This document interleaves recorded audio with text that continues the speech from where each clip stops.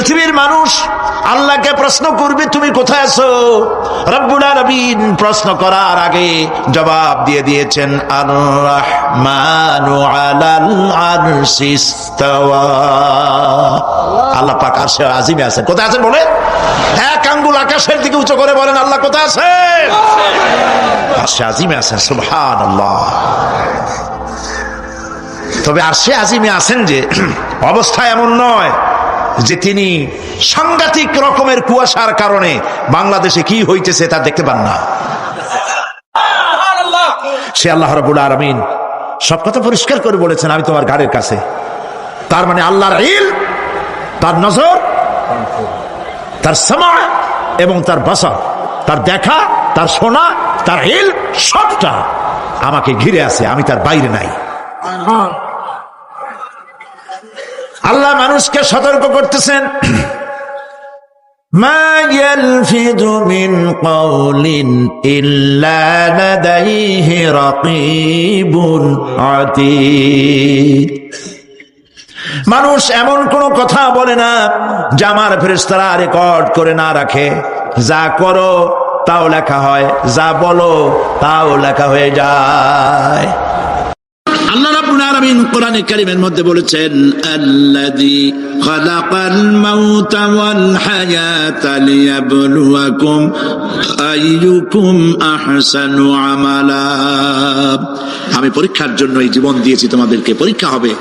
এই পরীক্ষা জীবন আর মৃত্যু দুটি জিনিস দিয়েছি পরীক্ষা করার জন্য। এই পরীক্ষার জন্য তোমরা পাস করতে পারো। পরীক্ষা আসছে, এখন প্রশ্নপত্র সব ফাঁস করে দেওয়া হয়েছে। প্রশ্নগুলি সঠিকভাবে আদায় করুন, প্রশ্নগুলি পড়ুন এবং জীবনটাকে সেইভাবে গড়ুন।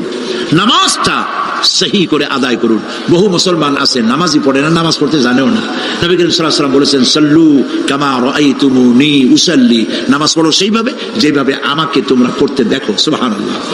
আর রাসূলুল্লাহ কেমনে নামাজ পড়তেন এটা বর্তমান বিশ্বের শ্রেষ্ঠ হাদিস বিশারদ আল্লামা নাসিরউদ্দিন আলবানী তিনি ইন্তেকাল করেছেন। আল্লাহ পাক তাকে জান্নাতুল ফেরদাউসের মেহমান বানায়নি, বলেন আমিন। তার লেখা বই আছে রাসূলুল্লাহ সাল্লাল্লাহু আলাইহি ওয়াসাল্লামের নামাজ। বইয়ের নাম রাসূলুল্লাহ সাল্লাল্লাহু আলাইহি ওয়াসাল্লামের নামাজ। ছোট্ট একটা বই। এই বইটা আপনারা কিনবেন। এই বইটা যেভাবে লেখা আছে নামাজ সেইভাবে পড়বেন। নামাজ রাসূল করিম ঠিক যেভাবে পড়েছেন ওইভাবেই লেখা আছে। আপনি আন্দাজে পড়লে হবে না, টুকুর টাক্কুর করে কয়েকটা সেজদা দিলেই হবে না। তা দিলে আর কান একটা সেজদা থেকে আরেকটা সেজদার মাঝখানে সময় দিতে হবে, রুকু থেকে দাঁড়ায় সময় দিতে হবে, ধীরে ধীরে নামাজ পড়তে হবে। অথচ আমরা নামাজ পড়ি সব থেকে ব্যস্ততার সাথে, দ্রুত, রকেট সার্ভিস। কোরআন শরীফের ভিতরে নামাজের গুরুত্ব সর্বাধিক দেওয়া হয়েছে। নামাজের কথা কয়বার বলা হয়েছে? 82 বার। 82 বার আল্লাহ পাক বলেছেন নামাজ আদায় করো। 82 বার বলেছেন। আর নবীজি বলেছেন লা দীনা লিমান লা সালাতা লাহু। যার কাছে নামাজ নাই তার কাছে দ্বীন বলে কোনো জিনিস নাই। মান তারাকা সালাতান মুতাআম্মিদান ফাকাদ কাফারা। ইচ্ছে করে যে ব্যক্তি নামাজ ছেড়ে দিল কাফের হয়ে গেল, বলেন নাউজুবিল্লাহ। কিয়ামতের দিন বুখারী শরীফের হাদিস, আল্লাহ পাকের নবী বলেছেন কিয়ামতের দিন সর্বপ্রথম আল্লাহ জিজ্ঞেস করবেন বান্দা নামাজ পড়ছো কিনা। প্রথম প্রশ্ন কি বলেন? প্রথম প্রশ্ন কি? যার নামাজ কবুল তার সমস্ত নেক আমল মঞ্জুর। যার নামাজ কবুল হবে না কোনোটাই মঞ্জুর হবে না। কথা বুঝতে পেরেছেন? নামাজ সঠিকভাবে আদায় করতে হবে। নবী করিম সাল্লাল্লাহু আলাইহি ওয়াসাল্লাম ইন্তেকালের 5 দিন আগে থেকে জ্বরাক্রান্ত হলেন, রোগাক্রান্ত হলেন, জ্বরে আর মাথার যন্ত্রণায় অস্থির হয়ে যেতে লাগলেন। বেহুশ হন আবার হুশ হন। যেদিন তিনি ইন্তেকাল করবেন তার আগের দিনেও তিনি জোহরের নামাজ পড়ার জন্য সাহাবীদের কাঁধের উপরে ভর দিয়ে নামাজ পড়তে গেছেন। পা উঁচু করে নিতে পারেন নাই, পা টেনে টেনে নিয়েছেন। তিনি সেখানে খুতবা দিলেন, বললেন ও আমার উম্মতেরা, এই পৃথিবীতে আল্লাহ রাব্বুল আলামিন তার এক বান্দাকে পৃথিবীর সব জাগতিক সম্পদ দিতে চেয়েছিলেন, কিন্তু সেই বান্দা সব জাগতিক সম্পদকে উপেক্ষা করে আল্লাহর সঙ্গে দিদার করা বেশি পছন্দ করেছেন। কেউ কিছুই বুঝলো না। হযরত আবু বকর রাদিয়াল্লাহু তাআলা আনহু খুব কাঁদতে লাগলেন। তিনি বুঝতে পেরেছেন যে এই পৃথিবীতে সমস্ত সম্পদ দিতে চেয়েছিলেন আল্লাহ যাকে, তার নাম বিশ্ব নবী। তিনি সবগুলি উপেক্ষা করে আল্লাহর সঙ্গে দিদার করা বেশি পছন্দ করেছেন। আমরা অতি তাড়াতাড়ি নবীজি থেকে নবীর এতিম হয়ে যাব। পরের দিন ইশার নামাজে রক্ত হলো, আযান হয়ে গেল। মসজিদে মুসল্লিরা ভরে গেছে, সাহাবায়ে কেরাম সব এসে গেছেন। হুজুরের জন্য বহুক্ষণ অপেক্ষা করার পর হযরতে আবু বকর রাদিয়াল্লাহু তাআলা আনহু তিনি ইমামতির জায়গায় দাঁড়ায় গেছেন। নবীজি বেহুশ অবস্থায় ছিলেন ঘরের মধ্যে। হুশ আসার পর তিনি হযরত আয়েশাকে বললেন, আয়েশা, মসজিদে নববীতে এখন কি হতেছে? তিনি বললেন, নামাজ হচ্ছে। লোকেরা আপনার অপেক্ষা করেছে, কিন্তু আপনাকে না পাইয়া, দীর্ঘক্ষণ অপেক্ষা করার পর আপনাকে না পেয়ে আমার বাবার ইমামতিতে তারা নামাজ পড়তেছে, কিন্তু মুসল্লিদের মধ্যে কান্নার রোল পড়ে গিয়েছে। তাদের ধারণা হয়েছে নবীজির জায়নামাজে যখন হযরত আবু বকর দাঁড়ায় গেছে, নবীজির পিছনে নামাজ পড়া আর আমাদের কিসমতে হবে না। নবীজি বলছেন, আয়েশা রে, মসজিদে নববীর দিকের দরজাটা খুলে দাও, আমি নামাজের দৃশ্য দেখতে চাই। দরজা খুলে দেওয়া হলো। নবীজি কোন রকম মাথা উঁচু করে মসজিদে নববীতে নামাজের দৃশ্য নিজে অবলোকন করে আবার শুয়ে পড়লেন। হযরত আয়েশা লক্ষ্য করে দেখেন নবীজির চোখের পানি দিয়ে কোনা দিয়া পানি বেয়ে বেয়ে পড়ছে। হযরত আয়েশা প্রশ্ন করলেন, ইয়া রাসূলুল্লাহ, নামাজের দৃশ্য দেখি কাঁদছেন কেন? হুজুর বলেন, আয়েশা রে, এটা কোনো দুঃখের পানি নয়, আমি কাঁদতেছি এই জন্যে, এই নামাজের জামাত কায়েমের জন্য তায়েফের ময়দানে অনেক রক্ত ঝরেছে, আবার উহুদের ময়দানে দান দান শহীদ হয়েছে, সাহাবায়ে কেরাম জীবন দিয়েছে। আজ আমি দেখতে পেলাম আমার উম্মতেরা জামাতে নামাজ পড়ছে। আমার ধারণা হলো ভবিষ্যতে কিয়ামত পর্যন্ত আমার উম্মতেরা এইভাবে জামাত বন্দী হয়ে নামাজ আদায় করবে। নবীজি আবার বেহুশ হয়ে পড়লেন। মসজিদে নববী থেকে আজ আর কেউ বাড়ি যায় না, সবাই কান্দে। আজ রাত বোধহয় নবীজি কাটাবেন না। মেয়েরা কাঁদতেছে, সাহাবায়ে কেরাম কাঁদতেছেন, আজওয়াজে মুতাহারাত তারা কাঁদতেছেন। নবীজির আবার হুঁশ হলো, তাকায় দেখেন ঘরের মধ্যে কান্নাকাটি, মসজিদে নববীতে কান্নাকাটি। সব থেকে বেশি কাঁদতেছেন মা ফাতেমা। নবীজি হযরত ফাতেমার কান্না দেখে ইশারা করলেন, কাছে আয়। হযরত ফাতেমা রাসূলের কাছে গেলেন। নবীজি কানে কানে কি যেন বললেন, কান্নাটা বন্ধ হয়ে গেল। হযরত আয়েশা জিজ্ঞেস করলেন, মা, তোমার আব্বা তোমার কানে কি বললো আর কান্না বন্ধ হয়ে গেল? হযরত ফাতেমা বলে, আম্মাজি, আমার আব্বা আমাকে বললেন, মা ফাতিমা, তোমার কান্না আমার বরদাস্ত হয় না, কেঁদো না, আমি মৃত্যুর পরে সকলের আগে তোমার সাথে আমার দেখা হয়ে যাবে। হযরত ফাতেমা বলছেন, আম্মাজি, আমি বুঝতে পেরেছি আমার আব্বার এই কথার অর্থ কি। নবীজির ইন্তেকালের পরে আত্মীয় স্বজনের মধ্যে সবার আগে আমার মৃত্যু হবে, আর আমার পিতার সাথে আমি মিলিত হতে পারবো। রাত যখন শেষ হয়ে এলো, নবীজির হুঁশ হয়েছে, তাকায় দেখেন হযরত জিবরাইল দাঁড়ানো। হযরত জিবরাইল নবীজির চেহারা মোবারকের দিকে তাকায় বলেন, আসসালামু আলাইকা ইয়া রাসূলুল্লাহ, আল্লাহ আপনাকে সালাম বলেছেন, আর আল্লাহ পাক জানতে চেয়েছেন আপনার মুখে আপনি কেমন আছেন। আল্লাহ জানেন আপনার অবস্থা কি, তারপরেও আপনার মুখে শুনতে চেয়েছেন আপনি কেমন আছেন। নবীজি বলছেন, জিবরাইল, বড় কষ্টে আছি, বড়ই যন্ত্রণা, বড়ই কষ্ট। হযরত জিবরাইল বলছেন, ইয়া রাসূলুল্লাহ, আজকে এক নতুন ফেরেশতা আমি সাথে করে নিয়ে এসেছি। এই ফেরেশতা পৃথিবীর কোন নবী অথবা কোন মানুষের কাছে যাওয়ার জন্য অনুমতি চায় না, আজ আপনার কাছে অনুমতি ভিক্ষা চায় কাছে আসার জন্য।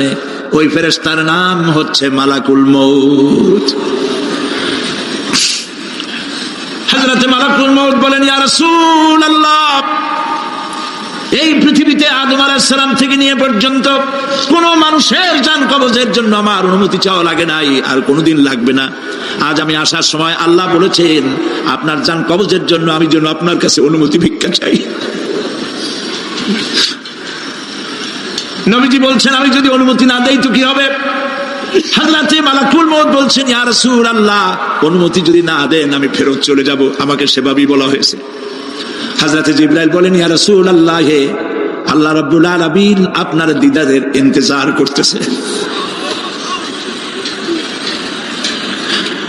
নবীজি বলছেন, মালাকুল মউত, তুমি জান কবজের কাজ শুরু করো। মালাকুল মউত যখন কাছে এসেছে, রাসূল জিজ্ঞেস করলেন, আয়েশা, ঘরে যে কয়েক টুকরা স্বর্ণ ছিল সেগুলোর কি অবস্থা? ছোট ছোট 6 টুকরা স্বর্ণ ছিল। হযরত আয়েশা বলছেন, হুজুর, আমি এগুলো রেখে দিছি। হুজুর বলছেন না, রাখতে পারবে না, আমার ইন্তেকালের আগে খয়রাত করে দাও। মুহাম্মদ সাল্লাল্লাহু আলাইহি ওয়াসাল্লাম আল্লাহর কাছে অবস্থায় উঠবে না যে তার ঘরের ভিতরে সোনা ছিল, দিয়ে দাও, খয়রাত করে দিয়ে দাও। হযরতে মালাকুল মউত রাসূলের জান কবজ শুরু করে দিলেন। রাসূলুল্লাহ জীবনের শেষ কথা বললেন, আসসালাত আসসালাত ওয়া মা মালাকাত আইমানুকুম। আমার উম্মতেরা বিদায় লগ্নে বলে গেলাম, নামাজ নামাজ নামাজ ছেড়ে দিও না।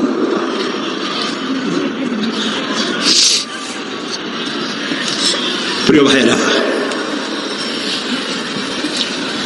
নবী করিম সাল্লাল্লাহু আলাইহি ওয়াসাল্লাম জীবনের শেষ কথা বলেছেন নামাজ। সেই নামাজে আমাদের যত সব অবহেলা, স্ত্রীকে নামাজ পড়ান, বউকে নামাজ পড়ান, ছেলে মেয়েকে নামাজ পড়ান। দোকানদার ভাইরা যখন আজান হয়ে যাবে দোকান বন্ধ করে দেন, আপনি আপনার কর্মচারীরা নামাজ পড়তে যান। যতটুকু সময় নামাজ পড়তে গেছে এই সময় বিক্রি করলে যা লাভ হইতো, এরপরে বিক্রি করলে আল্লাহ 10 গুণ বেশি বরকত দিতে পারেন। পারেন কিনা? পারেন কিনা? পারেন। আল্লাহর বিশ্বাস করেন, আল্লাহ আপনার বরকত দিবে। আপনার কর্মচারী, দোকানদারে, বাড়ি ঘরে স্ত্রী পুত্র পরিজন যারা আছে সবাইকে নামাজি বানাবার জন্য চেষ্টা করেন। নামাজ রোজা ইত্যাদি করুন। মিথ্যা বলবেন না, ওজনে কম দিবেন না, খাদ্যে ভেজাল দিবেন না, ঘুষ খাবেন না, ঘুষ দিবেন না, মানুষের উপর অত্যাচার করবেন না, কাউকে কষ্ট দিবেন না, মানুষ যেন আপনার ব্যবহারে কষ্ট না পায়। আল্লাহ পাক বলেছেন, ওয়াকুলু লিন্নাসি হুসনা, মানুষের সাথে সুন্দর সুন্দর কথা কও। নবী করিম সাল্লাল্লাহু আলাইহি ওয়াসাল্লাম বলেছেন, মানুষের সাথে যদি হাসি মুখে কথা বলো একটা সদকা দেওয়ার সমান সওয়াব হয়ে যাবে। মানুষকে ভালোবাসো, গরিবদের ভালোবাসো, তাদের অর্থ করি দাও, পয়সা করি দাও, তোমার যা আছে দিতে থাকো। কুয়ার পানি যত উঠাবেন তত কুয়ার পানি ভালো থাকবে, আর পানি উঠাবেন না কুয়ার পানি পচে যাবে। এই জন্য আল্লাহর রাস্তায় পয়সা যত ইনকাম হচ্ছে খরচ করতে থাকেন, আল্লাহ পাক দিতে থাকবেন। আল্লাহ পাক বলেছেন যে সদকার মালকে আল্লাহ বৃদ্ধি করে দেন, আর দান সদকা যারা করে না, যাকাত দেয় না, তাদের মালকে আল্লাহ ধ্বংস করে দেন, হালাক করে দেন। এগুলোর দাম নাই, অশান্তি বাড়বে, বউ কথা শুনবে না, সন্তানাদি কথা শুনবে না, মামলা মোকদ্দমা, অশান্তি আর অশান্তি। আর আল্লাহর পথে থাকুন, আল্লাহ শান্তি বাড়ায় দেবেন। আমরা বলি আমিন। প্রিয় ভাই সব, আমি কিছু আলোচনা আজকে আল্লাহ পাক যা করাইছেন এগুলি যেন আল্লাহ আমারে আমল করার তৌফিক দেন। আমি মাঝে মধ্যে ভয় পাই, একদিন তো এই খবর নিশ্চয়ই হবে যে সাইদি বিদায় হয়ে গেছে। সেদিন খালি হাতে যেন আল্লাহর কাছে না যাই, আমি যেন আসামি না হই যে আমি যা বলছি মানুষকে 40 বছর একটানা যা বললাম আমি নিজে আমল করতে পারি নাই। এরকম ভিক্ষুক যেন আমি না হই, আমি যা মানুষকে বলেছি আমি যেন তা আমল করতে পারি। আমি আপনাদের কাছে দোয়া চাই। আমরা কেউ বাঁচবো না, এই যে দেখা হলো আবার দেখা নাও হইতে পারে। সেই জন্য আমরা আমাদের জীবনকে যেন তৈরি করি। আপনারা কোরআন শরীফ পড়ুন, দিন শিখুন, ঈমান শিখুন, ভালো থাকুন, ভালো হয়ে চলুন। আল্লাহ রাব্বুল আলামিন পরীক্ষার জন্য আমাদেরকে এই ময়দানে ছেড়ে দিয়েছেন। প্রশ্ন কি হবে আল্লাহ সব বলে দিয়েছেন। প্রশ্ন কি হবে? তোমার যৌবন, এ ব্যাপারে প্রশ্ন করা হবে। কোন পথে ইনকাম করেছো প্রশ্ন করা হবে। কোন পথে খরচ করেছো প্রশ্ন করা হবে। দ্বীনের ইলম যতটুকু হাসিল করেছিলে তার কতটুকু নিজে পালন করেছো, আর দ্বীনের দাওয়াত কতটুকু মানুষের কাছে পৌঁছায়ছো, প্রত্যেকটি ব্যাপারে কিয়ামতে আল্লাহর কাছে জবাব দিতে হবে। এই জন্য কবি বলছেন, আমল সে জিন্দেগি বনতি হ্যায় ये जन्नत भी व जहन्नम भी ये खाकी अपनी फितरत है ना नारी ना नूरी। মানুষের জীবন আমল দিয়ে গঠন হয়, আমল দিয়ে জীবন গড়ে, নইলে এই মাটির তৈরি দেহ জান্নাত আর জাহান্নামের কিছু দিয়ে তৈরি হয় নাই। আপনি ইচ্ছে করলে দেহটাকে জাহান্নামের জন্য উপযোগী করতে পারেন, ইচ্ছে করলে এই দেহটাকে জান্নাতের জন্য উপযোগী করতে পারেন। এটি আপনার ইখতিয়ারে আল্লাহ দিয়েছেন, আপনাকে বাধ্য করা হয় নাই যে সেজদা না দিলে ফেরেশতা এসে ঘাড়ের উপরে পিটাবে, সুদ ঘুষ সেনা করলে পরে ঠ্যাং পিটায় ভেঙে দেওয়া হবে না। আপনি বাধ্য নন, আপনি সম্মানিত জীব, আল্লাহ সম্মানিত প্রাণী আল্লাহ পাকের। সেই জন্য মানুষকে বাধ্য করা হয় নাই। অটোনোমাস বডি, অটোনমি দেওয়া হয়েছে, আপনাকে স্বাধিকার দেওয়া হয়েছে। চন্দ্র সূর্যের ব্যাপারে স্বাধিকার দেওয়া হয় নাই। রাত এখন 7:35, সূর্যের বাপেরও ক্ষমতা নাই বাংলাদেশে এখন উকি মারে, ঠিক কিনা? সে এখন আমেরিকায় রোদ দিচ্ছে, তাপ দিচ্ছে আমেরিকায়। ওকে নির্ধারণ করা হয়েছে যেভাবে সেইভাবেই করতে হবে। পানি বলেন, পাহাড় বলেন, পাখি বলেন, চন্দ্র বলেন, গ্রহ বলেন, নক্ষত্র বলেন, সব জিনিস বাই হুক অ্যান্ড ক্রুক আল্লাহর হুকুম মানতে বাধ্য। কোরআনে কারীমে আল্লাহ পাক বলেছেন, আফা গায়রা দীনিল্লাহি ইয়াবগুন ওয়া লাহু আসলামা মান ফিস সামাওয়াতি ওয়াল আরদি তাওআন ওয়া কারহা। আল্লাহর দেওয়া জীবন ব্যবস্থা ছেড়ে দিয়ে তোমরা কি অন্য কোন মতবাদ তালাশ করো? ওয়া লাহু আসলামা মান ফিস সামাওয়াতি ওয়াল আরদ, অথচ আকাশে যা আছে জমিনে যা আছে সব আনুগত্যের মস্তক আমার সামনে অবনত করে দিয়েছে। সুবহানাল্লাহ। মানুষকে আল্লাহ পাক ইখতিয়ার দিয়েছেন, ইচ্ছে করলে মাহফিলে আসতে পারেন, ইচ্ছে করলে সিনেমায় ঢুকতে পারবেন, অসুবিধা নেই। অসুবিধার জন্য কিয়ামত, ওখানে হিসাব হবে। এখানে আপনি সূর্য চন্দ্র ফেরেশতারও কোনো মাজাল নাই, কোনো ইখতিয়ার নাই আল্লাহর হুকুমের বাইরে কিছু করে। আল্লাহ যা করতে বলেছেন তাই করতে হবে, এর বাইরে এক চুলও নড়তে পারবে না। কিন্তু মানুষেরা করতে পারবে। মানুষ ইচ্ছে করলে নামাজ রোজা ছাড়তে পারে, ইচ্ছে করলে আল্লাহর অমান্য করতে পারে। এটা তার বিচারের জায়গা না, এটা হলো পরীক্ষার জায়গা। এটা কিসের জায়গা?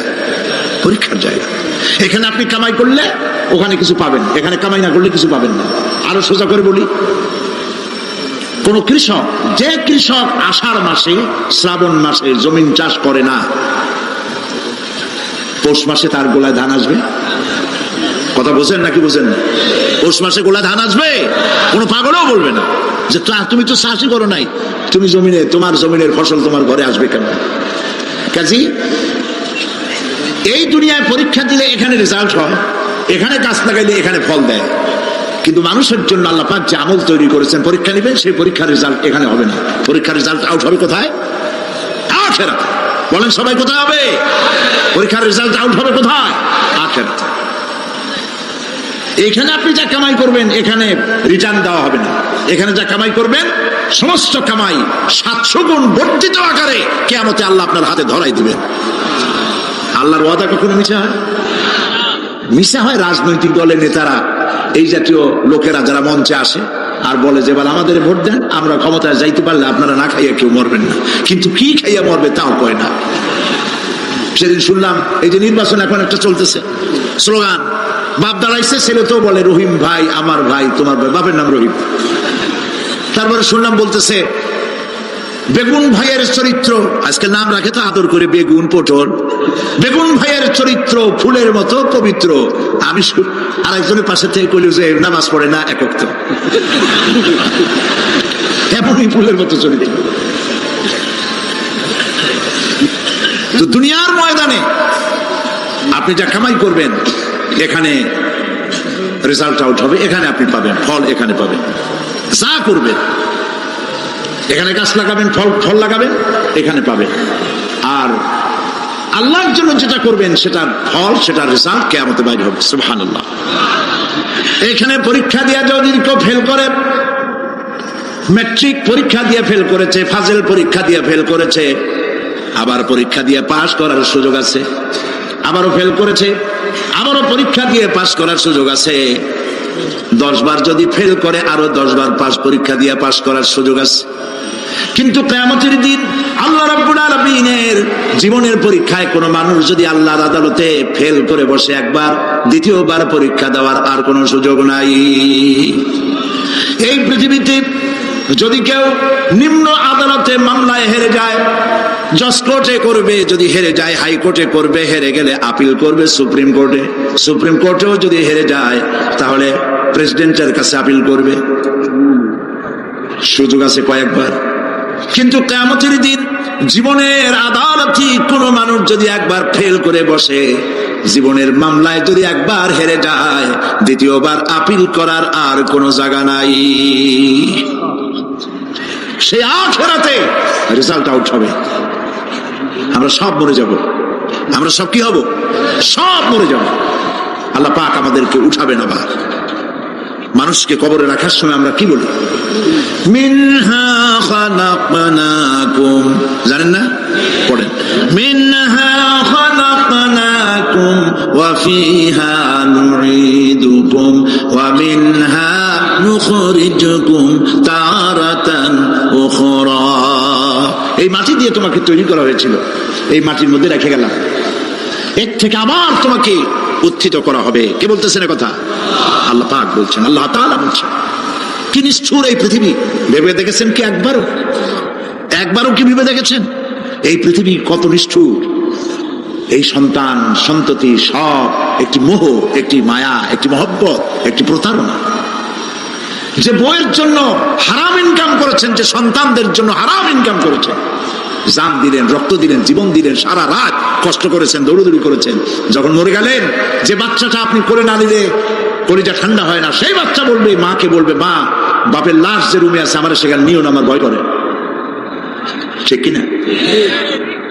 স্ত্রীও আরো দু একজন লোক না হলে লাশের ঘরে থাকতে পারবে না, তারও ভয় করবে। থাকলে বড় জোর মা থাকতে পারে, বাপ থাকতে পারে।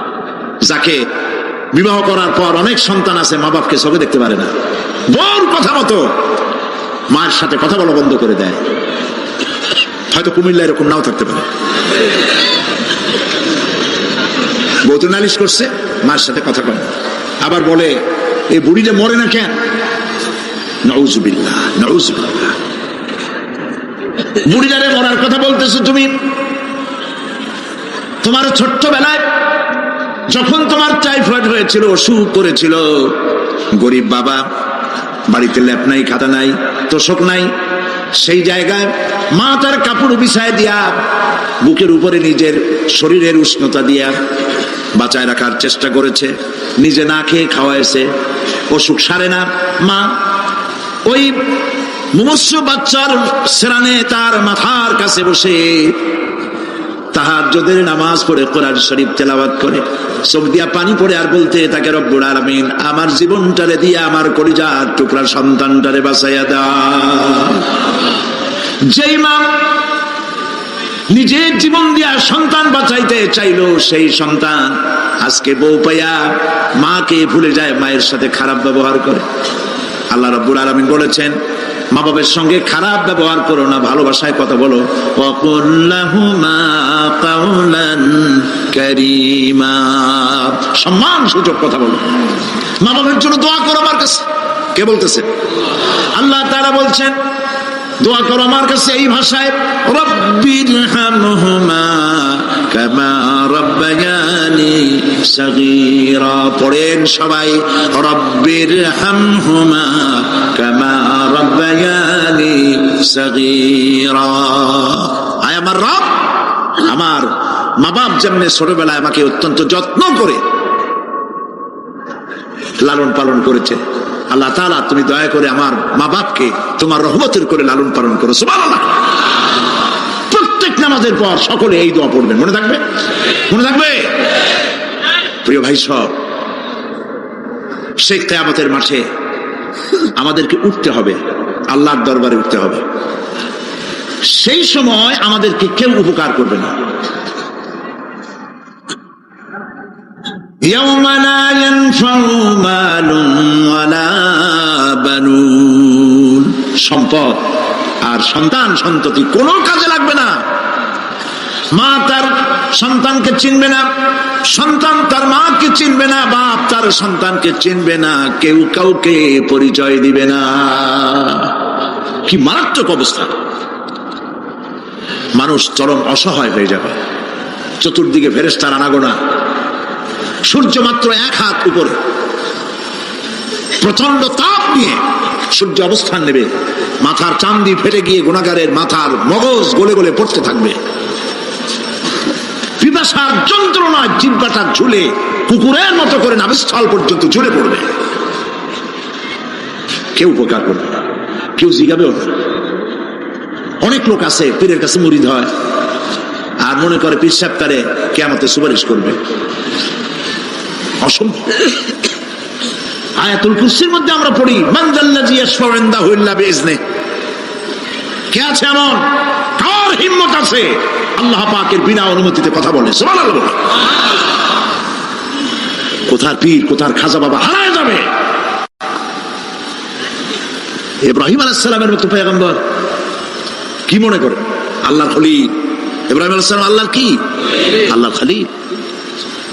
আল্লাহর খলিল কিয়ামতের দিন বলবেন, আল্লাহ পাক, আয় আল্লাহ তাআলা, আমার বাপের কাছে আমার একটা ওয়াদা ছিল, আমি সুপারিশ করবো তার জন্য, তুমি দয়া করে আমার বাপকে জাহান্নাম থেকে ক্ষমা করো, আমি তার জন্য সুপারিশ করতেছি। আল্লাহ তাআলা বলবেন, ইব্রাহিম তোমার সুপারিশ মঞ্জুর হলো না। কথা বুঝতেছেন না? বুঝতেছেন না? ইব্রাহিম আলাইহিস সালাম যদি বাপের জন্য সুপারিশ করতে না পারে, ইব্রাহিম আলাইহিস সালাম তিনি যদি তার বাপের জন্য সুপারিশ করিয়া যদি ব্যর্থ হন, আপনার পিসাব কোন কামে লাগবে চিন্তা করেন। নবী করিম সাল্লাল্লাহু আলাইহি ওয়াসাল্লামকে প্রশ্ন করা হয়েছে, হে রাসূল, আপনার আব্বা আম্মার অবস্থা কি হবে? কথা কি শোনেন নাকি? আপনার আব্বা আম্মার অবস্থা কি হবে? নবী করিম সাল্লাল্লাহু আলাইহি ওয়াসাল্লাম বলেছেন, আমি আমার আব্বা আম্মার কোন উপকারে আসবো না। ইন্না লিল্লাহি ওয়া ইন্না ইলাইহি রাজিউন।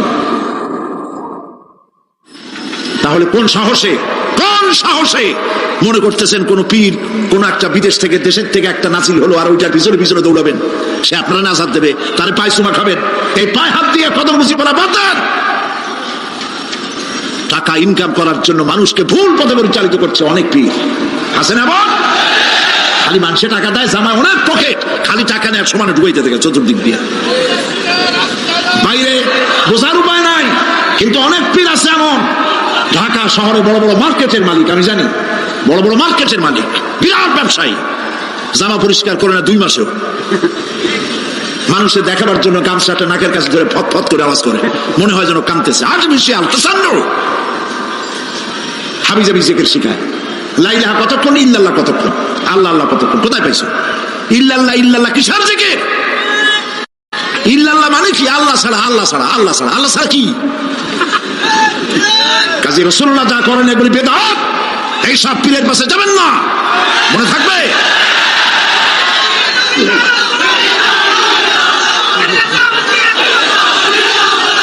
প্রিয় ভাই সব, কিয়ামতের দিন আপনার আমল, একমাত্র আমল আপনাকে বাঁচাইতে পারবে। এই কোরআন শরীফে আল্লাহ পাক বলেছেন, ইয়া আইয়ুহাল্লাযীনা আমানু আবতাগু ইলাইহিল ওয়াসিলা, হে বিশ্বাসীরা ওসিলা ধরো। ধুরন্ধর এক শ্রেণীর লোকেরা এর অর্থ করেছে পীর ধরো। দুনিয়ার কোন তাফসীর, যত মুফাসসির পৃথিবীতে জন্মগ্রহণ করেছেন, কোন মুফাসসির এটা বলেন নাই আবতাগু ইলাইহিল ওয়াসিলার মানে হলো পীর ধরো। বরং সমস্ত তাফসীর মুহাক্কিকিন বলেছেন আবতাগু ইলাইহিল ওয়াসিলা আয় আমলে সালেহ, নেক আমলের ওসিলা ধরো। সুবহানাল্লাহ, নেক আমলের ওসিলা ধরো। প্রিয় ভাই সব, ধান্দাবাজি ছাড়তে হবে। কিয়ামতের দিন মানুষ একেবারে অসহায় হয়ে যাবে, কেউ সাহায্য করবে না। সেই দিন প্রশ্নপত্র সামনে আসবে, আমলনামাগুলি বেঈমানের পিছন দিক থেকে বাম হাতে আসবে, আর ইমানদারের সামনে থেকে ডান হাতে আসবে। আমলনামা হাতে পাওয়ার সঙ্গে সঙ্গে বেঈমান বুঝে ফেলবে তার জায়গা কোথায়, কলিজা তখন গলার কাছে চলে আসবে। সত্য ছিল একসাথে, মনে করেন এই মাহফিলের মধ্যে, মনে করেন এখানে সন্ত্রাসী আছে, খুনি আছে, ওয়ান্টেড, মোস্ট ওয়ান্টেড আসামি এর মধ্যে আছে, ধরা যাচ্ছে না অনেক মানুষের মধ্যে। হঠাৎ করে অর্ডার হলো যে ভিতরে এসবিআইবি ঢুকিয়ে দেওয়া হয়েছে, গোয়েন্দা বিভাগের লোক ঢুকিয়ে দেওয়া আছে, সন্ত্রাসী মোস্ট ওয়ান্টেড যারা আছে বেরিয়ে পড়ো, এক পাশে চলে আসো। তখন অবস্থাটা কি হবে তাদের? মজা লাগবে? পায়ের রক্ত মাথায় উঠে যাবে, চোখ দিয়ে রক্ত পড়া শুরু করবে। সমস্ত মানুষ একসাথে ছিল হাসরের ময়দানে, হঠাৎ করে অর্ডার হয়ে যাবে, আমতাজুল ইয়াওমা আইয়ুহাল মুজরিমুন, হে অপরাধীর দলেরা আলাদা হয়ে যাও। ইন্না লিল্লাহ, আলাদা হয়ে যাও। সমস্ত মানুষ সেখানে খালি পায়ে উঠবে, কারো পায়ে জুতো নাই, স্যান্ডেল নেই, পরনে কোনো কাপড় নাই, গায়ে কোনো কাপড় নাই, মাথায় কোনো আবরণ নাই। হযরত আয়েশা সিদ্দিকা রাদিয়াল্লাহু তাআলা আনহা, তিনি নবী করিম সাল্লাল্লাহু আলাইহি ওয়াসাল্লামের কাছে কিয়ামতের এই বর্ণনা শুনে কাঁদতেছিলেন আর বলতেছিলেন, হে আল্লাহর রাসূল, কিয়ামতে সকলকে ভাবে উঠতে হবে, এমনকি আমাকেও? হুজুর বললেন, প্রত্যেকটি মানুষকেই উলঙ্গিনী হয়ে উঠতে হবে। তিনি প্রশ্ন করলেন, তখন কি শরম হবে না? নবী করিম সাল্লাল্লাহু আলাইহি ওয়াসাল্লাম বলছেন, জাহান্নামের ভয়তে কেউ কারো দিকে তাকাবার সুযোগ পাবে না। সব উপরের দিকে তাকায় থাকবে আর বলবে, আল্লাহ আমারে বাঁচাও, আল্লাহ আমারে রক্ষা করো। সমস্ত নবী আদম আলাইহিস সালাম থেকে শুরু করে ঈসা আলাইহিস সালাম পর্যন্ত সব নবী বলবেন, নাফসি নাফসি, আল্লাহ আমারে বাঁচাও, আমাকে রক্ষা করো। কোথায় যাবে আপনার পিছাব? একমাত্র ব্যক্তি বিশ্বনবী মুহাম্মদুর রাসূলুল্লাহ সাল্লাল্লাহু। মানুষেরা হয়রান হয়ে যাবে, আদম আলাইহিস সালামের কাছে যাবে, আবাল বাশার আপনি প্রথম মানুষ, আমরা বিপদে শেষ হয়ে গেছি, 50,000 বছর দাঁড়ায় আছি। কয় বছর দাঁড়ায় থাকতে হবে? কোথায় আছে? এই কোরআন শরীফ 50,000 সানা মিম্মা তাউদ্দুন। এই পৃথিবীতে গণনা করলে 12 মাসে 1 বছর, 12 বছরে 1 যুগ, এরকম করে করে 50,000 বছর পৃথিবীতে গুনলে যত বড় লম্বা হয়, বিচারের দিনটা এত বড় লম্বা হবে। সবাই বলবে আদম আলাইহিস সালাম আমাদের জন্য একটু আল্লাহকে সুপারিশ করুন যেন তিনি আমাদের বিচারটা তাড়াতাড়ি করে দেন। তিনি বলবেন আমার পক্ষে সম্ভব নয়, আল্লাহর সামনে দাঁড়িয়ে কথা বলার আমার কোনো সাহস নাই, আমি পারবো না। নূহ আলাইহিস সালামের কাছে যাও, নূহ আলাইহিস সালাম বলবেন আমি পারবো না। মুসা আলাইহিস সালামের কাছে যাও, তিনি বলবেন আমি পারবো না। ইব্রাহিম আলাইহিস সালামের কাছে যাও, একজন আরেকজনের কাছে পাঠাবেন। সর্বশেষ ঈসা আলাইহিস সালামের কাছে লোকেরা আসবে, হাসরবাসী। ঈসা আলাইহিস সালাম বলবেন আমি তো পারবোই না, কারণ পৃথিবীর শত শত কোটি নাসারারা আমাকে আল্লাহর ছেলে বলেছে, অথচ আমি তাদের তা বলতে বলিনি। আমি নিজের ব্যাপারেই আজকে শঙ্কিত, আমারে তারা আল্লাহর ছেলে বলছে। আল্লাহ আজকে আমার সাথে কি ব্যবহার করবেন আমি তো জানি না, আমি নিজেই বিপদে আছি। তবে আমি তোমাদের ব্যাপারে একটা পরামর্শ দিতে পারবো, একজন ব্যক্তি আছে যার কাছে গেলে তিনি কথা বলতে পারবেন, তিনি বিশ্বনবী রাহমাতুল লিল আলামিন জনাব মুহাম্মদ রাসূলুল্লাহ সাল্লাল্লাহু আলাইহি ওয়াসাল্লাম। তার কাছে চলে যাও, হাসরবাসীরা তার কাছে চলে যাবে। নবীজি সকলের কথা শুনে সিজদায় পড়ে কাঁদতে থাকবেন। তিনি বলবেন হাসরবাসীদের কাজ ষষ্ঠ করবেন, এই কাজ আমার কাজ, আমি বলবো আল্লাহ পাককে। তিনি সিজদায় পড়ে কাঁদবেন, রব্বুল আলামিন প্রশ্ন করবেন হে আমার রাসূল আপনার তো আজকে কান্দার দিন না, আপনি কাঁদেন কেন? আমি আপনাকে মাকামে মাহমুদ দিয়েছি, কাউসারের মালিক বানাই দিয়েছি, আপনি জান্নাতে প্রবেশ করার আগে কেউ বেহেশতে যাইতে পারবে না, এই সম্মান দিয়েছি, কাঁদেন কেন? নবীজি বলেন রব্বুল আলামিন যা তুমি আমার জন্য বরাদ্দ রেখেছো সব আমি পেয়েছি বা পাবো, আমি কান্দি আমার উম্মতের কি হবে? আল্লাহ রাব্বুল আলামিন তাকে পারমিশন দিবেন, আপনার নেককার জান্নাতি উম্মতগুলি আপনি বেছে নিন। নবী করিম সাল্লাল্লাহু আলাইহি ওয়াসাল্লাম পারমিশন পাবেন। আল্লাহর পারমিশন বেঁচে রেখে আল্লাহর দরবারে কথা উচ্চারণ করার ক্ষমতা কারো হবে না। সুবহানাল্লাহ। এই কথা ভাববার কোনো কারণ নাই। অমুক পীর সাহেবের অনেক মুরিদ আছে, সব মুরিদ টুরিদ নিয়ে নারায়ে তাকবীর জিন্দাবাদ, পীর সাহেব জিন্দাবাদ, এই সমস্ত বাদ বোধ কামে লাগবে না। ওয়া কুল্লুহুম ইয়াতিহি ইয়াউমাল কিয়ামাতি ফারদা। কিয়ামতের দিন প্রত্যেককে একজন একজন করে আসতে হবে আল্লাহর দরবারে। আল্লাহ বলেছেন একজন একজন একজন, মিছিল করার উপায় নেই। আল্লাহ রাব্বুল আলামিনের দরবারে হাজির হয়ে যাবে সেই কঠিন হাসরের ময়দানে বাঁচার জন্য। নবীজি দোয়া শিখাই দিয়েছেন, দোয়া করো আল্লাহুম্মা হাসিবনি হিসাবান ইয়াসীরা। পড়েন আমার সাথে, আল্লাহুম্মা হাসিবনি হিসাবান ইয়াসীরা, আল্লাহুম্মা হাসিবনি হিসাবান ইয়াসীরা। আল্লাহ তুমি আমার সহজ হিসাব নাও। নবী করিম সাল্লাল্লাহু আলাইহি ওয়াসাল্লাম নিজেই দোয়া করেছেন। চিন্তা করেন, আল্লাহ পাক নিজে, আল্লাহ তাআলা তিনি নিজে প্রশ্ন করবেন এবং পাপগুলি দেখাই দেবেন, এই সব পাপ করছো।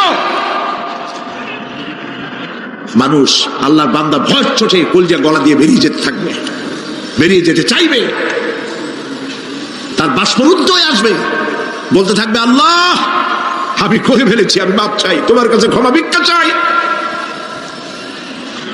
আল্লাহ রাব্বুল আলামিন বান্দার কাকুতি বিনতির দিকে লক্ষ্য করে বলবেন, বান্দারে আমি তোকে ক্ষমা করে দিলাম।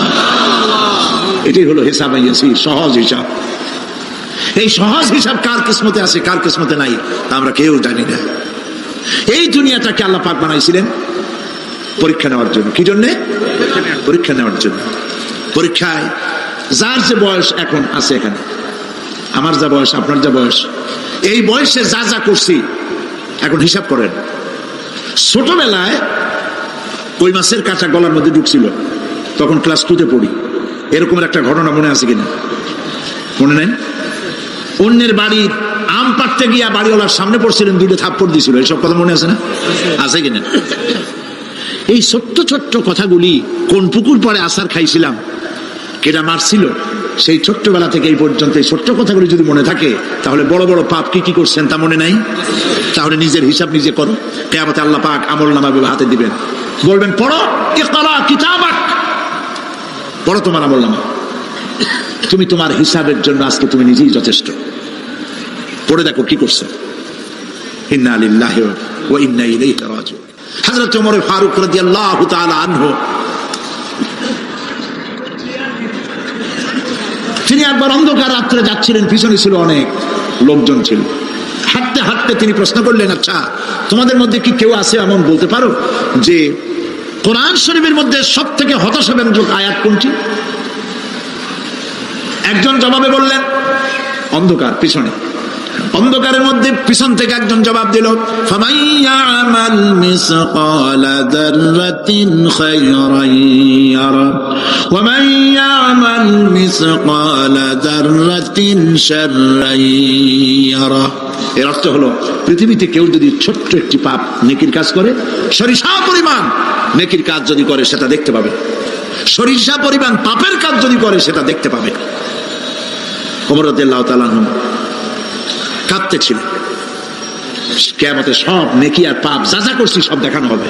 ইন্না লিল্লাহি ওয়া ইন্না ইলাইহি রাজিউন। আল্লাহ তুমি মাফ করে দাও আমাদেরকে, আমরা বলি আমিন। কতক্ষণ হাঁটার পরে তিনি প্রশ্ন করলেন, আচ্ছা মুমিনদের জন্য কোরআনের মধ্যে সব থেকে আশাব্যঞ্জক কোন আয়াত কি আছে?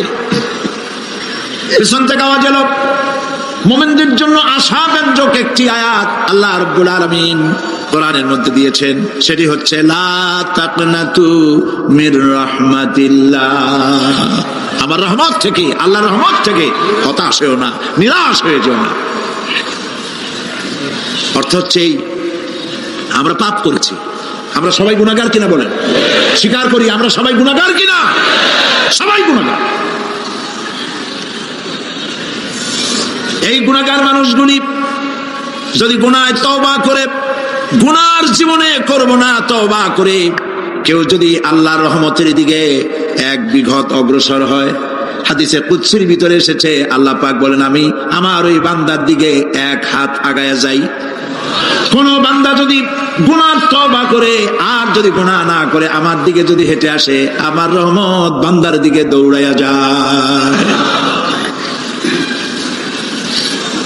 আল্লাহর গজবের চাইতে রহমত বেশি।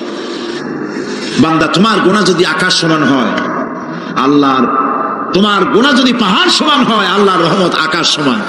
তোমার গুনাহ যদি আকাশ সমান হয়, আল্লাহর রহমত তার আরশে আজিম ছায়া গেছে। মাপ চাও, ক্ষমা চাও, তওবা করো, জীবনে গুনাহ আর করবো না। যে ব্যক্তি তওবা করবে, গুনাহ থেকে বাঁচবে, আল্লাহ তাদেরকে রক্ষা করবে। প্রিয় ভাইয়েরা, এই দুনিয়ার জিন্দেগিতে পৃথিবীর মহব্বতে আমরা পাগল হয়ে গেছি। সবাই শুধু টাকা টাকা, টাকা ছাড়া দুনিয়াটা ফাঁকা। দুনিয়া কা মজা লে লো, দুনিয়া তোমারি হ্যায়। খাও দাও ফুর্তি করো, দুনিয়াটা মস্ত বড়। এগুলি শয়তানদের কথা। কাদের কথা? শয়তানদের কথা। আল্লাহ বলেছেন কুলু ওয়া তামাত্তাউ, খা, জব্বার খাও, খা, খা, ফুর্তি কর। মাতাউন কালিল সুম্মা মাওয়াহুম জাহান্নাম ওয়া বিসাল মাসির। সামান্য কয়েকদিনের জন্য দালান কোঠা বানাইয়া ফুর্তি কর, এরপরে জায়গা হবে জাহান্নামে। জায়গা হবে কোথায়? জাহান্নামে। প্রিয় ভাইরা, এই দুনিয়াটার দৃষ্টান্ত একটা পরের স্ত্রীর মতো সুন্দরী যুবতী, রূপবতী, স্বাস্থ্যবতী পরের একটা স্ত্রী। এইটারে দেখে আফসোস করে কোনো লাভ আছে? জবাব দেন। যারা কথা বোঝেন তারা জবাব দেন। অন্যের সুন্দরী তরুণী, তন্নী, রূপবতী যুবতী, রূপের ছটায় চতুর্দিক আলোকিত, এরকম একটা পরের বউ দেখে আফসোস করে কোনো লাভ আছে? ওর তো বিয়ে হয়ে গেছে, তুমি আফসোস করে লাভ কি? গলা দড়ি গিয়ে মরলেও লাভ নেই। এই পৃথিবী একটা সুন্দরী পর স্ত্রীর মতো, একে যত মহব্বত করবেন আল্লাহর রহমত থেকে তত দূরে চলে যাবেন। আর এই দুনিয়ার উপরে যত লাথি মারবেন আল্লাহর দিকে তত আগায় যাবেন। খালি টাকা চাই, টাকা টাকা। বাড়ি একটা আছে আরো 6টা চাই, দোকান 5টা আছে আরো 7টা চাই, গাড়ি একটা আছে আরো 50টা চাই। এই চাই আর চাই, খাই আর পাই, এই করতে করতে মানুষের জীবন শেষ হয়ে যায়। আহারে, একেবারে খালি হাতে চলে গেল। ইন্ডাস্ট্রি পড়ে থাকলো, বাড়ি পড়ে থাকলো, গাড়ি পড়ে থাকলো, 3 খান কাপড় নিয়ে চলে গেল গর্তের মধ্যে। আহারে, ছেলে মেয়ে বউ চোখের একটু পানি ফেলাইলো ওই দিন, আর কিচ্ছু না, কবরের মধ্যে রেখে দিল। এখন কবরের ভিতরে ফেরেশতা চলে এসেছে। বেঈমান হয়ে যদি মারা যেয়ে থাকে, ঈমান নিয়ে মরে নাই, বেঈমান হয়ে মারা গেছে, কলেমা মনে আসে নাই, জিজ্ঞেস করা হবে মান রাব্বুকা মা দীনুকা মান নাবিয়ুকা, কে তোমার রব, কি তোমার দিন, কে তোমার নবী? বেঈমান বলবে হায় হাতা লা আদরি, জানি না। নাউযুবিল্লাহ, বলে নাউযুবিল্লাহ, জানি না। এখানে আপনি মুখস্থ করে গেলেই যে ওখানে জবাব দিতে পারবেন এমনটি হবে না।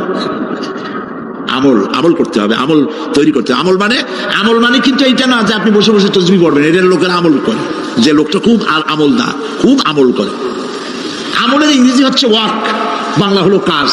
তো কেউ বসে বসে কোনো কাজ নাই, তাসবিহ টিপতেছে, এটা কিন্তু আমল হইল। আপনার সমস্ত কাজগুলি হতে হবে আল্লাহরে খুশি করার জন্য। দোকানদারি করবেন আল্লাহরে খুশি করার জন্য করবেন। আচ্ছা, ওখানে পরে আসতেছে। কবরের ভিতরে জবাব দিবে আমি কিছু জানি না। কিছুই যখন জানলো না, শাস্তি শুরু হয়ে যাবে। সিজ্জিনে তার রূহ রাখা হবে, এ মাটির দেহ মাটির সঙ্গে মিশে যাবে। কবরের মধ্যে কোনো প্রচন্ড শাস্তি বা জাহান্নামের আগুন ইত্যাদি দিয়েছে, প্রচন্ড কোনো শাস্তি হবে না। শাস্তি হবে কবর আযাব, আযাবুল কবর হক, আযাবে কবর হবে, তবে জাহান্নামের শাস্তি মতো হবে না। আসামি কনভিক্টেড না হওয়া পর্যন্ত, বিচার না হওয়া পর্যন্ত যেমন ফালায় রাখে জেলখানার কোন রুমে বা হাজতখানায়, ওই রকম সিজ্জিন নামক একটা জায়গা আছে, ওইখানে রেখে দেবে। শাস্তি হবে কিসের উপরে? রুহের পরে। অনেকে মনে করে যে কবর হলো ওই শুধু মাটির মধ্যে ওইটা, কিন্তু এইটার নাম শুধু কবর না। মানুষের জীবনের 4টে স্তর। কয়টা স্তর? একটা হলো আলমে আরওয়াহ, আরেকটি হচ্ছে আলমে আজসাম অথবা আলমে আসবাব, আরেকটি হচ্ছে আলমে বারজাখ, আরেকটি হচ্ছে আলমে আখিরাত। কয়টা হলো? 4টা। আলমে আরওয়াহ রূহের জগৎ, যেখান থেকে আমরা আসছি। আর আলমে আজসাম বা আলমে আসবাব হলো বস্তু জগৎ, যেখানে আমরা আছি। এরপরে মৃত্যু থেকে শুরু করে কিয়ামতের দিন পর্যন্ত যে সময়টা, এই সময়টার নাম হলো আলমে বারজাখ। বারজাখ শব্দের অর্থ হলো জবনিকা, পর্দা, স্ক্রিন, একটা পর্দার আড়ালে নিয়ে যাওয়া হবে। এরপরে হবে আলমে আখিরাত, যেখানে জবাবদিহির জন্য সকলকে উঠতে হবে। শাস্তি হবে রুহের উপরে। এখন আপনি বলবেন যে রুহের শাস্তি হয় কেমনে? রুহ তো দেখা যায় না। রুহ কি দেখা যায়? রূহ সম্পর্কে প্রশ্ন করা হয়েছে, ওয়ায়াসআলুনাকা আনির রূহ কুলির রূহু মিন আমরি রাব্বি। নবী, আপনাকে প্রশ্ন করা হয় রূহ কি জিনিস, আপনি বলুন রূহ হচ্ছে আল্লাহ পাকের একটি অর্ডার। তো এই অর্ডার, একটি হুকুম, যার কোনো আকার নাই, এইটারে আল্লাহ শাস্তি কেমনে দেবে? এই শাস্তি আপনি এই দুনিয়ায় বুঝতে পারবেন। হঠাৎ করে আপনার গ্রেফতারি পরোয়ানা জারি হয়ে গেছে, তখন একটা টেনশন ক্রিয়েট করে। এই শাস্তিটা কোথায় হয়? বডির উপরে না রুহের উপরে? রুহের উপরে হয়। ঘুমায় আছেন, স্বপ্নে দেখতেছেন বাঘে তাড়াইতেছে, বউ কাছে শোয়া, পুলিশে তাড়াইতেছে, বাঘে তাড়াইতেছে, সাপে তাড়াইতেছে, ঘেমে ভয়, আপনি ভয়তে ঘেমে হার্টবিট এত বাড়ছে, ঘুমের থেকে জেগে বউরে ধমকাচ্ছেন যে আমার বাঘে তাড়াইলো, তুমি একেবারে নাক ডেকে জন্মের মতো ঘুমাইতেছো। বউ তো টেরই পায় না, ঠিক কিনা? এই যে বাঘে তাড়াইলো, পুলিশে তাড়াইলো, সাপে তাড়াইলো, ঘুমের মধ্যে কষ্টে ঘাম বেরিয়ে গেল, এই শাস্তিটা কিছুর উপরে হইলো? রুহের উপরে। এটা আল্লাহ দেখাই দিলেন, মরার পরে এর থেকে মারাত্মক কঠিন শাস্তি রুহের উপরে হবে। তারপরে বডি বানানো হবে জাহান্নামে দেওয়ার জন্য। এগুলির ব্যাপারে আমি আলোচনা করেছিলাম চট্টগ্রামে বছর, সূরা নাবার তাফসীর করেছিলাম। সূরা নাবা, আম্মা ইয়াতাসাআলুন, 5 দিন তাফসীর করেছি। 31 জন হিন্দু, খ্রিস্টান, মুসলমান হয়ে গেছে এবার চট্টগ্রাম। নবী করিম সাল্লাল্লাহু আলাইহি ওয়াসাল্লাম বলেছেন, কেউ যদি দুনিয়ায় বেঁচে থাকা অবস্থায় কিয়ামতের দৃশ্য দেখতে চায়, সেজন্য সূরা নাবা, সূরা আত-তাকবীর, সূরা নাজিআত, সূরা আল-ইনফিতার, এই সূরাগুলি যেন পড়ে, তাহলে দুনিয়ায় জীবিত থাকা অবস্থায় কিয়ামতের দৃশ্য দেখতে পারবে। ঈমানদার ব্যক্তি, যে ব্যক্তি মরার সময় মুখে উচ্চারণ করতে পেরেছে লা ইলাহা ইল্লাল্লাহু মুহাম্মাদুর রাসূলুল্লাহ, জোরে সোরে পড়েন লা ইলাহা ইল্লাল্লাহ, লা ইলাহা ইল্লাল্লাহ, লা ইলাহা ইল্লাল্লাহ, লা ইলাহা ইল্লাল্লাহু মুহাম্মাদুর রাসূলুল্লাহ। কালেমা পড়ে মারা গেল। এরপরে কবরের ভিতরে মুনকার নাকির ফেরেশতা এসে হাজির হয়ে যাবে, প্রশ্ন করবে মান রব্বুকা। ইমানদার ব্যক্তি বলবে রব্বি আল্লাহ। বলেন রব্বি আল্লাহ। আমার রব কে? আল্লাহ না, আল্লাহ। মোহব্বতের সাথে বলেন আল্লাহ। কেউ যদি হৃদয়ের গভীর কন্দর থেকে, কলিজার মধ্য দিয়ে, মনের মণিকোটা থেকে একবার যদি গভীর রাত্রে জেগে একবার যদি বলে আল্লাহ, আল্লাহ পাক 70 বার সাড়া দিয়ে জিজ্ঞেস করেন বান্দা কি চাও বলো, আমি হাজির। কি মজার নাম আল্লাহ, এর থেকে মজার নাম পৃথিবীতে নাই। এই মজা বেশি পাবেন তাহাজ্জুদের সময়। সুবহানাল্লাহ বলেন। রাত জাগতে শিখুন, তাহাজ্জুদের নামাজের অভ্যাস করুন। সমস্ত নবীদের উপরে তাহাজ্জুদ পড়া বাধ্যতামূলক ছিল। গভীর রাত্রে সব ঘুমানো, আপনি জাগুন, উজু করুন, একটা রুমের মধ্যে একা চলে যান, দরজা বন্ধ করে দিন, তারপরে 6 রাকাত 8 রাকাত নামাজ পড়ে কান ধরিয়ে আল্লাহর কাছে বলতে থাকেন আল্লাহ, আমি এই সমাজের একজন নগণ্য মানুষ, তুমি দয়া করে আমারে কত টাকা দিছো, পয়সা দিছো। আমার মতো বিদ্যা জানাওয়ালা লোকেরা রিক্সা চালায়, অফিসে চাকরি করে, খাইয়া বউরেও ভালো কাপড় দিতে পারে না। তুমি আমারে কই থেকে কই নিয়ে আসছো বাবু? তার আমি শুধু নাফরমানি করছি, গুনাহ করছি, মিথ্যা কথা বলছি। আল্লাহ তুমি আমারে মাফ করো। গভীর রাত্রে গুনগুন করে নিজের কানে ধরে অপরাধ স্বীকার করে কাঁদতে থাকেন আর ডাকতে থাকেন ইয়া আল্লাহু ইয়া রহমানু ইয়া রহিমু ইয়া হাইয়ু ইয়া কাইয়ুম। পড়েন ইয়া আল্লাহু ইয়া রহমানু ইয়া রহিমু ইয়া হাইয়ু ইয়া কাইয়ুম। ইয়া আল্লাহু ইয়া রহমানু ইয়া রহিমু ইয়া হাইয়ু ইয়া কাইয়ুম। চোখের পানি ফেলে। নবীজি বলেছেন আল্লাহর ভয়েতে গুনাহ করেছিল, সেই লজ্জা করে আল্লাহর ভয়েতে, জাহান্নামের ভয়েতে মানুষ যখন কান্দে, চোখের পানি নাকের অর্ধেক আসতে না আসতে আল্লাহ পাক তার মাফ করে দেন। আল্লাহ পাক, মা বাচ্চা যদি কান্দে মা সইতে পারে? বলেন। মায়ের চাইতে আল্লাহর মহব্বত কম না বেশি? মহব্বতকে আল্লাহ পাক 100 ভাগ করেছেন। 1 ভাগ সারা বিশ্বের মাঝে ছড়িয়ে দিয়েছেন, আর 99 ভাগ আল্লাহ তার নিজের মধ্যে রাখছেন। 1টা ভাগ ছেড়ে দিলেন পৃথিবীতে। সেই ভাগের থেকে যেটুকুন মুরগি পেল, মুরগি তার বাচ্চা ঠেকাবার জন্য চিলের সাথে লড়াই করে, শিয়ালের সাথে লড়াই করে, গরু হাতির সাথে লড়াই করে, মানুষ তার সন্তানকে বাঁচাবার জন্য জীবনটাও দিয়ে দেয়। 1টা ভাগের যতটুকুন পেলাম, সেই মহব্বত যদি আমার এত তীব্র হয় স্ত্রীর জন্য, সন্তানের জন্য, তাহলে 99টা ভাগ মহব্বত যে আল্লাহর কাছে বান্দার জন্য, তার দয়া কত বেশি। এই জন্য কবরের ভিতরে প্রশ্ন হবে, কে তোমার রব? মুমিন ব্যক্তি বলবে রব্বি আল্লাহ, আমার রব আল্লাহ। ওয়ামা দীনুকা, তোমার দিন কি? বলবে দীনুল ইসলাম। ওয়ামান নবিয়ুকা, তোমার নবীকে? ওই লোক বলবে নবিয়ুনা মুহাম্মাদুর রাসূলুল্লাহ সাল্লাল্লাহু আলাইহি ওয়াসাল্লাম। হাদিসে এসেছে ওই সময় নবীজির চেহারা মোবারক দেখানো হবে। প্রশ্ন করা হবে মা কুনতা তাকুলু ফি হাদার রাজুল, এই লোক সম্পর্কে তোমার ধারণা কি? লোকটি বলবে হাদা নবিয়ুনা মুহাম্মাদুর রাসূলুল্লাহ সাল্লাল্লাহু আলাইহি ওয়াসাল্লাম, ইনি তো আল্লাহর রাসূল, আমার নবী। সঙ্গে সঙ্গে গায়েব থেকে আওয়াজ হবে ফাফরিশু বিল জান্নাতি ওয়ালবিসু বিল জান্নাহ। ও আমার ফেরেশতারা, আমার বান্দার জন্য জান্নাতের বিছানা কবরের মধ্যে বিছায় দাও, আর আমার বান্দাকে জান্নাতের পোশাক পরায়। জান্নাতের পোশাক পরায়, জান্নাতের বিছানা বিছায় দাও, আর তার কবরটাকে প্রশস্ত করো। ইলা মাদ্দা বাসারা, যদ্দূর তার চোখের দৃষ্টি যায় অদ্দূর বড় বানায় দাও কবর। ফেরেশতারা বলবেন নম কানাউমুল উরুস, দুলামিয়া যেমন বাসর সজ্জায় বউ নিয়ে ঘুমায়, তুমি আরামে ঘুমায় থাকো ইলা ইয়াউমিল কিয়ামা। ভাই সাহেব, এই পৃথিবীর সব ফাঁকিবাজি, মোহ, সব মোহ, স্ত্রী পুত্র পরিজন মাল ধন কিচ্ছু না, কোনো দাম নাই। আল্লাহকে ভয় করুন, আল্লাহকে ভয় করে চলুন।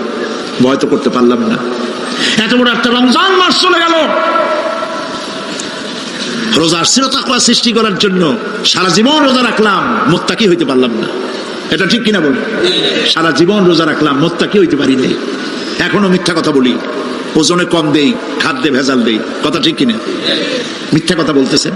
মিথ্যা কথা বলা কবিরা গুনাহ, মিথ্যা কথা বলা সমস্ত গুনার মা। কথায় কথায় মিথ্যা বলা হচ্ছে।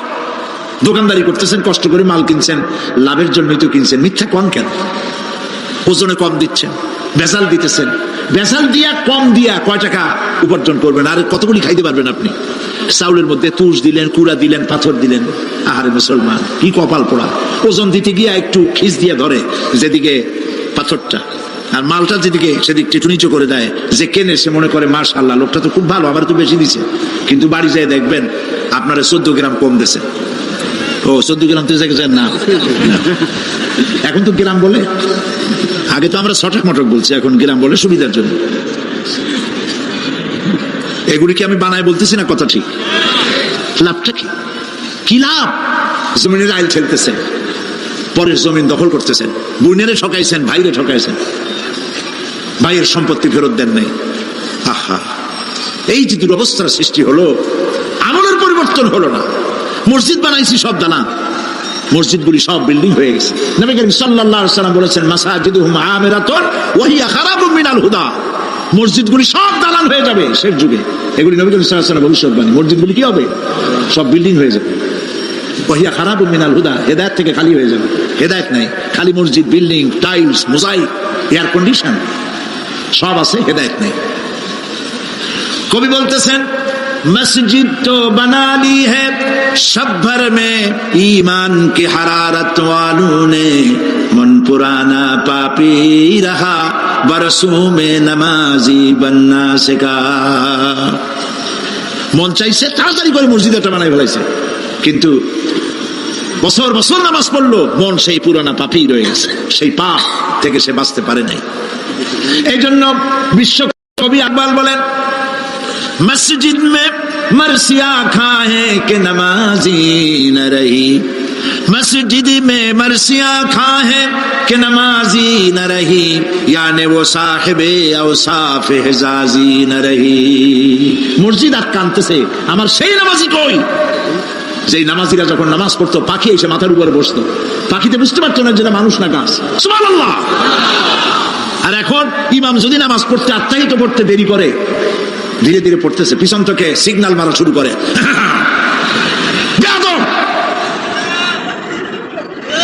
ইমাম যদি নামাজের মধ্যে, ইমামকে কখনো গলায় কাশি দিয়ে আপনি ডিকটেট করতে পারবেন না, তুমি নামাজ নষ্ট হয়ে যাবে।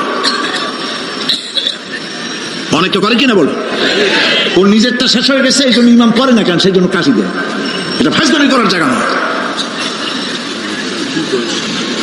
প্রিয় ভাই সব, সুতরাং আমল যদি ভালো না হয়, মসজিদ সুন্দর বানায় লাভ হবে না। আমল যদি ভালো না হয়, সুন্দর জামা টুপি পরে কোনো লাভ হবে না। শরীরে হয়েছে ক্যান্সার আর মাথায় মারতেছে লক্ষ্মী বিলাসের তেল, লাভ আছে? বলেন লাভ আছে? কোনো লাভ নাই। আমল পরিবর্তন, মিথ্যা ছাড়তে হবে, মিথ্যা ছাড়তে হবে। ওয়াদা করতে পারবেন যে মিথ্যা আর বলবো না? পারবেন? ওজনে কম দেব না, ওয়াদা করতে পারবেন? জমিনের আইল ঠেলবো না, পরের হক নষ্ট করবো না, অহংকার করবো না, পারবেন? তাহলে জান্নাতের রাস্তা ক্লিয়ার হবে, নইলে ক্লিয়ার হবে না। ওয়াদা করি, বলেন ইয়া আল্লাহ। দুই হাত উঁচু করেন, বলেন ইয়া আল্লাহ, তোমার পবিত্র নামে কসম করি, ওয়াদা করি, যতদিন পর্যন্ত মালাকুল মউত আমার মাথার কাছে না আসতেছে, ফরজ নামাজ, ফরজ রোজা ছেড়ে দেব না। ইয়া আল্লাহ, আর মিথ্যা কথা বলবো না, ওজনে কম দেব না, খাদ্যে ভেজাল দেব না, অধীনস্থ নারীদেরকে বেপরদা রাখবো না, অহংকার করব না, সুদ খাবো না, সুদ দেব না, ঘুষ খাবো না, ঘুষ দেব না, শিরক করব না, বিদআত করব না। আল্লাহ তাআলা তুমি দয়া করে আমার ওয়াদা কবুল করো, আমিন। হাত নামা, আল্লাহ পাক কবুল করুন, সবাই বলেন আমিন। যদি এই ওয়াদা পালন করতে পারি, জান্নাতের রাস্তা ক্লিয়ার হয়ে যাবে। আর ওয়াদা পালন করতে পারবো না, ওয়াজের মাহফিলে আইসা কোনো লাভ নেই। বছরের পর বছর ওয়াজ শুনবেন, আমলের পরিবর্তন হবে না, কোনো লাভ নাই। দোকানদারেরা ওজন টোজন ঠিক মতো দেন, মিথ্যা কথা বলা বাদ দেন, ওজন একটু কমাইয়ে দিয়া, খাদ্যে ভেজাল দিয়া, কোনো লাভ নাই, এগুলি আপনি কবরে নিতে পারবেন না, শুধু পাপ আর পাপ। কথা বুঝে আসছে আপনাদের? প্রত্যেকটি মানুষকে তাওহীদবাদী হতে হবে, শিরক মুক্ত হতে হবে। শিরক হলো মাজারগুলিতে গিয়ে মনের আশা আকাঙ্ক্ষা সেখানে বলা, এটি হচ্ছে শিরক। এই কাজ আপনারা করবেন না। কুমিল্লা কি মাজার আছে?